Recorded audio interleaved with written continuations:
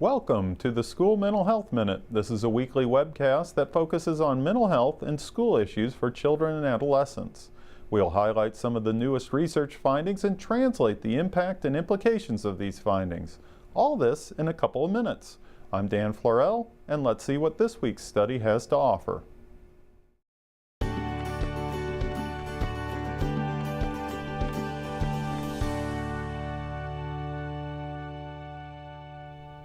We're featuring a journal article this week titled "What Happens to Depressed Adolescents?" A follow-up study into early adulthood.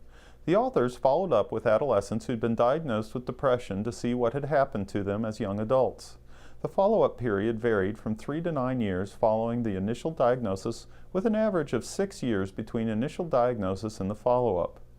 The authors found that a majority of adolescents who experienced depressive disorders got better within 2 years of the initial symptoms.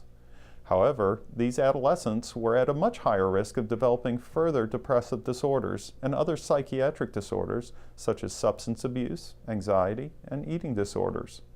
Other outcomes for these individuals included lower high school completion rates and long periods of unemployment or disengagement from education.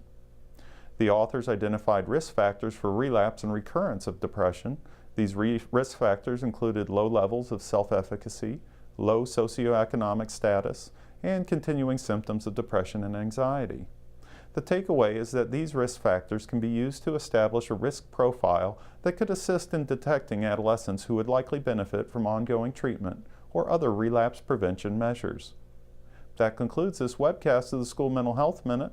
Come back next week, and thanks for watching.